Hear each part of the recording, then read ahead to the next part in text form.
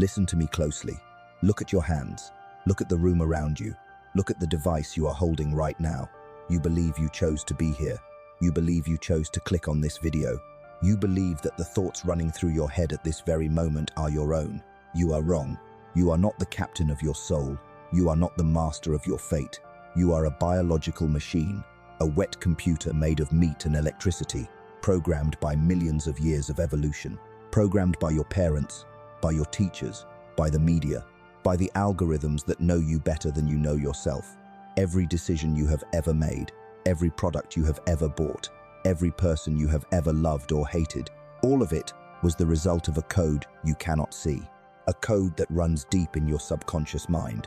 Most people go through their entire lives asleep. They are puppets. They dance on strings they cannot see. They move when society pulls the wire. They smile when the culture says smile. They rage when the news says rage. They are walking sleepwalkers, dreaming that they are awake, dreaming that they are free. But you are different. You are here because you felt the strings. Maybe just for a second. Maybe you felt the tug of a manipulation you couldn't name. Maybe you saw someone get ahead who didn't deserve it. Someone who wasn't smarter than you. Someone who wasn't harder working than you. But someone who knew something you didn't. They knew the code. They knew how to reach into the minds of others and flip the switches. They knew how to make people say yes when they wanted to say no. They knew how to make people follow when they wanted to lead. And you want that power. Do not deny it. Do not hide behind false morality. Morality is a luxury for those who can afford to lose. You are here because you are tired of losing. You are tired of being the chess piece. You want to be the player. You want to be the hand that moves the pieces. You want to understand the machinery of the human mind so you can dismantle it and rebuild it to serve your will. I am not here to judge you. I am here to wake you up. What I'm about to share with you is not magic. It is not mysticism. It is biology. It is neurology. It is the cold, hard math of human behavior. The human brain is flawed. It is full of cracks, glitches, backdoors, vulnerabilities left over from our time as prey animals on the savannah. We like to think we are rational beings. We like to think we are logical, but we are not. We are emotional creatures who use logic to justify what our instincts have already decided. And these instincts can be hacked. Just as a hacker exploits a vulnerability in a computer system to gain administrative access, you can exploit the vulnerabilities in the human psyche to gain administrative access to a person's will. You can bypass the firewall of their critical thinking. You can inject a command directly into their operating system, and they will execute that command, believing it was their own idea. This is the art of dark psychology. It is the study of the human condition, not to heal it, not to comfort it, but to control it. It has been used by kings and emperors for thousands of years. It has been used by religious leaders to build empires of faith. It has been used by dictators to turn ordinary men into monsters. And today, it is used by corporations to sell you things you do not need, and by politicians to sell you lies you do not want. They use it on you every single day. When you walk into a supermarket and the smell of fresh bread hits your nose, that is a hack. It triggers a primal hunger response that bypasses your budget planning. When you see a red notification badge on your phone, that is a hack. It triggers a dopamine loop that enslaves your attention. When a politician creates a common enemy to unite the people, that is a hack. It triggers the tribal defense mechanism that shuts down empathy. You are drowning in these hacks. You are swimming in a sea of manipulation. And if you do not learn how to swim, you will sink. You will be used. You will be a resource for someone else's ambition, a battery powering someone else's matrix. So I ask you, are you ready to see the truth? Are you ready to look behind the curtain, to see the gears and the levers, to see the ugly reality of what drives human behavior? Because once you see it, you cannot unsee it. Once you learn how to pull the strings, you can never go back to being a puppet. You will be isolated by your knowledge. You will look at your friends and your family, and you will see their triggers. You will see their buttons. You will see how easily they can be played. And it will change you. It will make you colder. It will make you sharper. It will make you dangerous. If you are weak, if you are clinging to the naive belief that the world is a fair place, that people are inherently good and rational, then stop this video now. Close your eyes. Go back to sleep. Enjoy your dream. There is no shame in being a sheep. The sheep is safe within the herd. The sheep is fed. The sheep is cared for until the day comes for the slaughter. But if you are a wolf, or if you are ready to become one, then stay with me. Today we are going to perform a baptism, not with water, but with truth. We are going to wash away the lies you have been told about influence. We are going to wash away the myth of free will. We are going to strip you down to your core, and we are going to rebuild you as a weapon of influence. We are going to explore 10 specific hacks, 10 glitches in the human operating system. These are not abstract theories. These are tools, sharp, heavy, and efficient. They are the keys to the kingdom. With them, you can open doors that were locked to you. You can get the job, get the girl, get the deal, get the respect. You can make people do what you want, and they will thank you for it. But remember this warning: a knife can cut bread or it can cut a throat. The tool does not care how it is used. The techniques I am about to give you are amoral. They are indifferent. They will work whether your intentions are noble or malicious.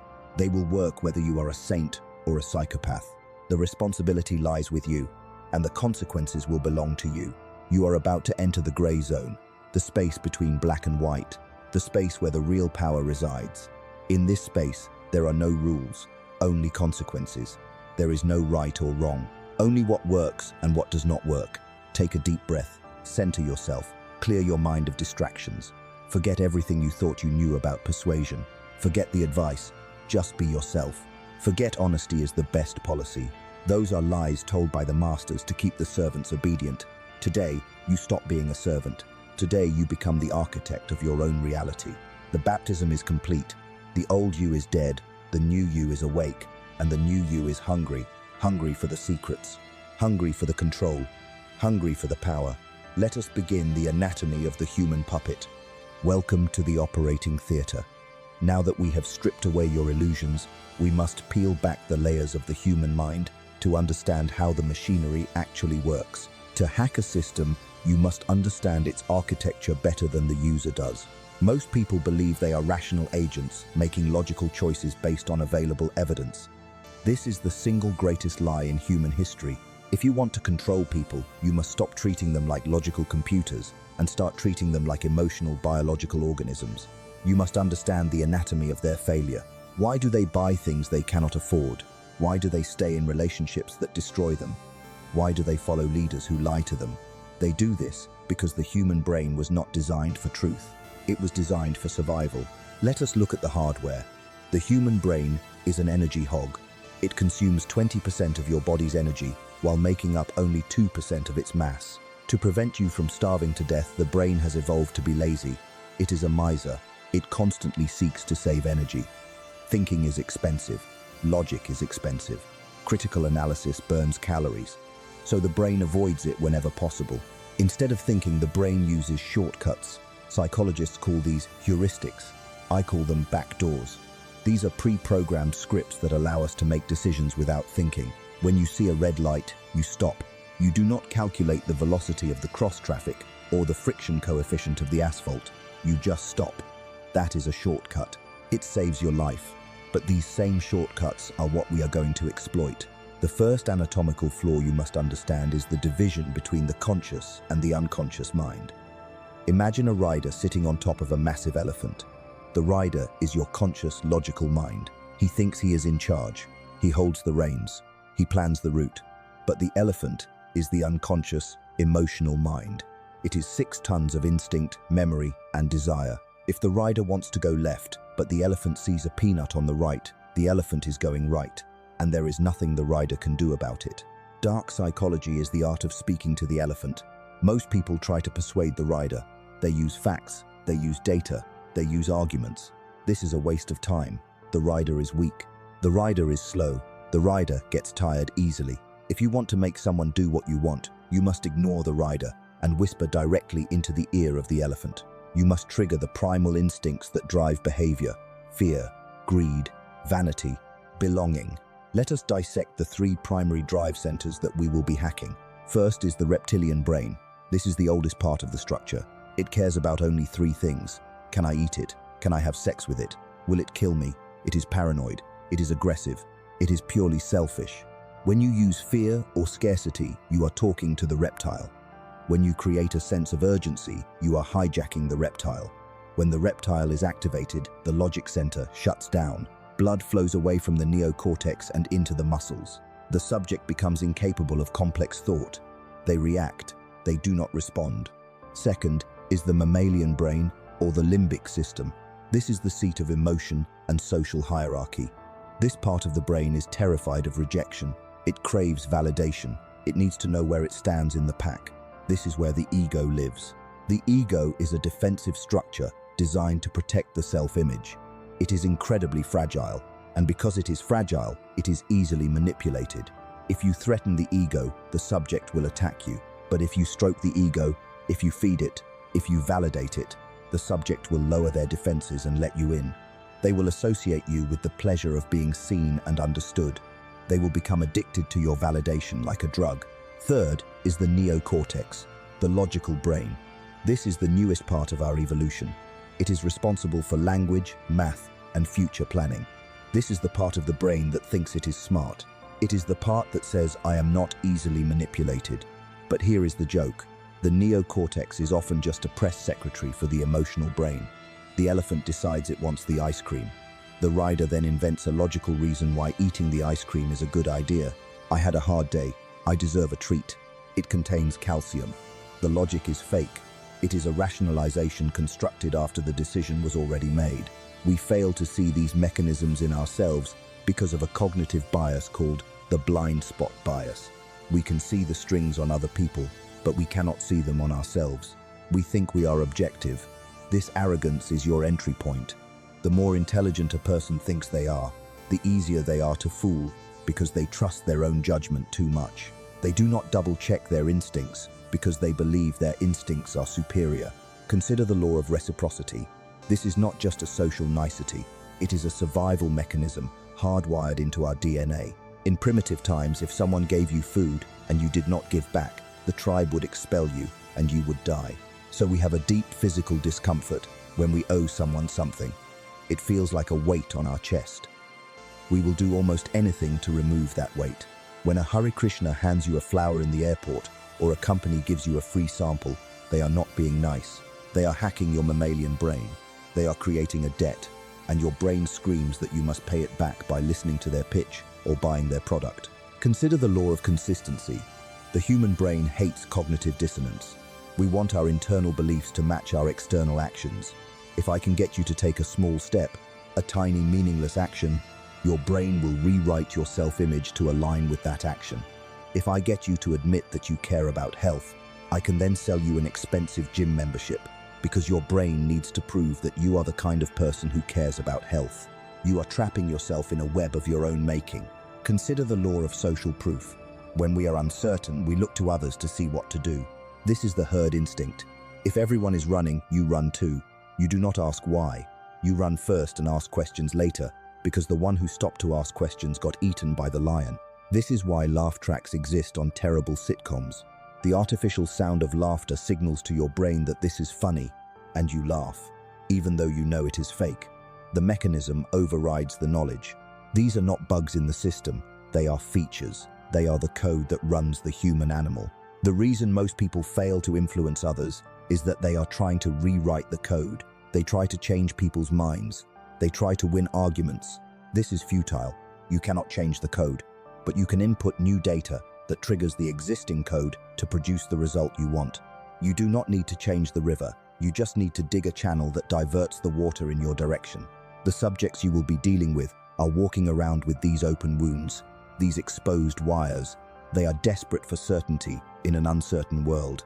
They are desperate for connection in a lonely world. They are desperate for significance in a crowded world. They are begging to be led. They are begging to be told what to do, what to buy, what to believe. They are waiting for a commander. When you understand this, the world looks different. You stop seeing interactions as random. You start seeing the patterns. You see the salesman using the scarcity script. You see the lover using the withdrawal script. You see the boss using the authority script. You see the matrix. And once you see the matrix, you can stop being a battery and start being the architect. In the next phase, we are going to take this theoretical knowledge and forge it into steel. We are going to look at 10 specific surgical tools, 10 hacks that exploit these exact vulnerabilities we have just dissected. We will move from the anatomy class to the weapon shop. You now understand the weakness of the prey. It is time to learn how to hunt. The anatomy is complete. The subject is open on the table. The nerves are exposed. The defenses are down. Prepare yourself for the strategy. The theory is over. Now we enter the field. We are going to sharpen 10 psychological blades. These are not concepts for you to ponder. These are actions for you to execute. Do not use them all at once. That is the mark of an amateur. Use them with precision, like a surgeon or a sniper. Here are the 10 hacks to bend reality to your will. 1. The Benjamin Franklin effect. You think you do favors for people you like. The truth is, the reverse. You like people you do favors for. To make someone loyal to you, do not help them. Ask them to help you. Ask for a small favor. Borrow a pen. Ask for their opinion on a book. When they invest effort in you, their brain must justify that investment. I helped him, therefore he must be worth helping. This rewires their neural pathways to view you as a value. Stop trying to buy affection with gifts. Extract investment. The more they invest, the harder it is for them to leave. 2. The door in the face. This is a negotiation hack based on the contrast principle. If you want a kitten, ask for a pony first. When you make a large, unreasonable request, the other person will refuse. They will feel a slight guilt for saying no. Then you immediately retreat to your real request, which is smaller. Okay, if I can't borrow $1,000, can I borrow 50? The second request looks tiny compared to the first. Their brain perceives your retreat as a concession. To balance the scales, they feel obligated to concede as well. They say yes to the 50 not because they want to, but because their brain craves equilibrium. 3. Strategic silence. Most people are terrified of silence. It feels like a vacuum that must be filled. They babble, they over-explain, they reveal their cards. You will do the opposite. When someone finishes speaking, wait, look them in the eyes, and count to 4. Do not nod, do not smile. Just look. The silence will become heavy, unbearable. To break the tension, they will start talking again. They will offer more information. They will negotiate against themselves. They will lower their price. Silence is not empty. It is a pressure chamber. Use it to crush their resistance. 4. The illusion of choice. Never ask a question that can be answered with a no. Never ask, do you want to do this? That gives them the power to reject you. Instead, give them 2 options that both lead to your desired outcome. Do you want to sign the contract now or after lunch? Do you want the red one or the blue one? You have framed the universe of possibilities. Their brain focuses on comparing the 2 options and forgets the third option, which is to walk away. You are the architect of the menu. They are just the diner ordering the dish you prepared. 5. Mirroring. This is the oldest trick in the book because it works. Subtle mimicry creates deep unconscious trust. When they lean forward, you lean forward. If they speak slowly, you speak slowly. If they use specific words like leverage or synergy, you use those same words. This signals to their reptilian brain, I am like you, I am safe, I am your tribe. Do not be a parrot, be a ghost. Echo their essence back to them. They will fall in love with you because they are actually falling in love with a reflection of themselves. 6.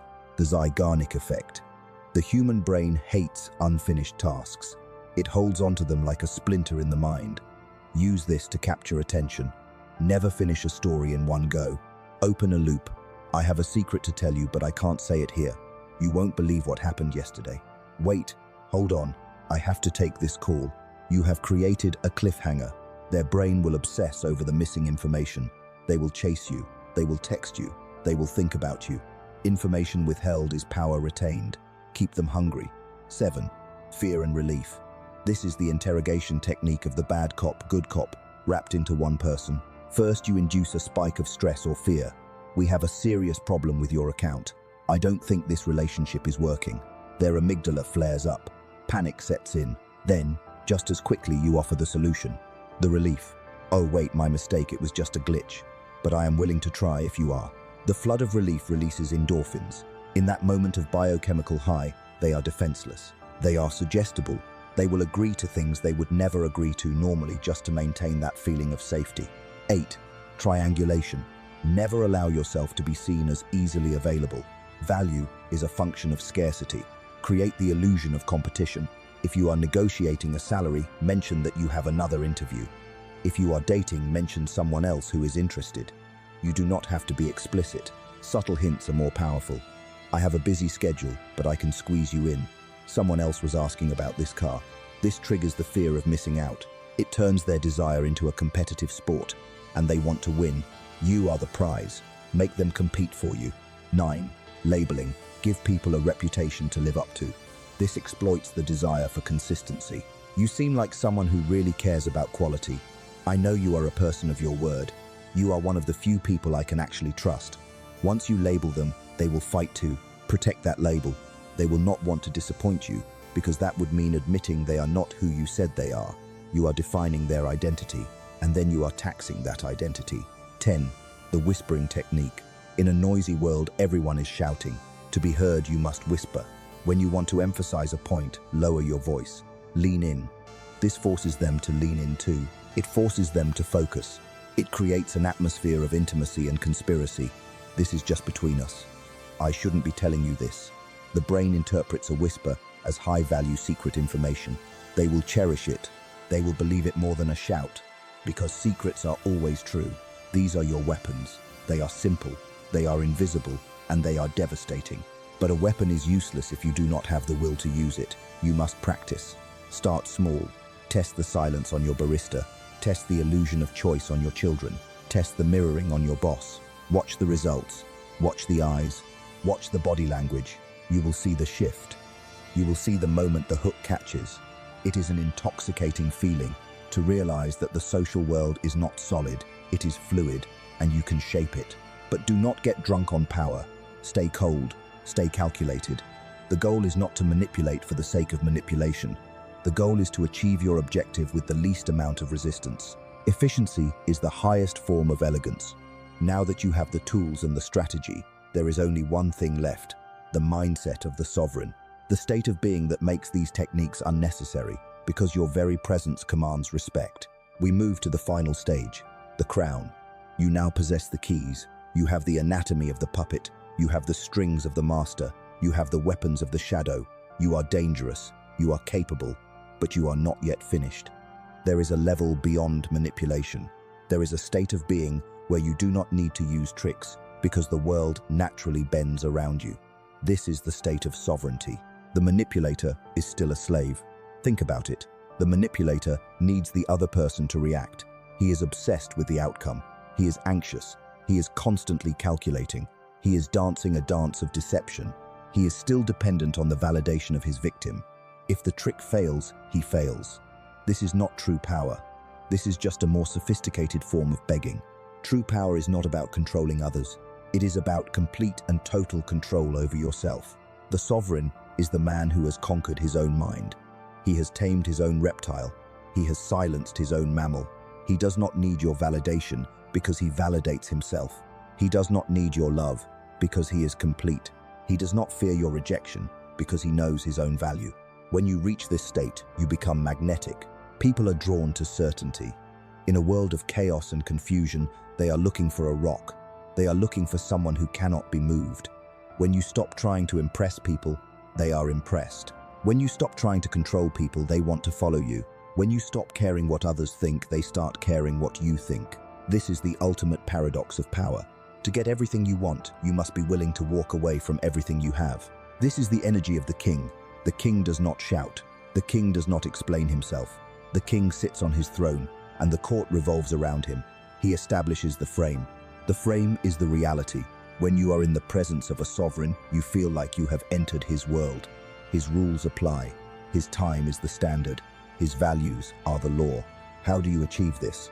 You must kill the boy inside you. The boy who wants everyone to like him. The boy who is afraid of conflict.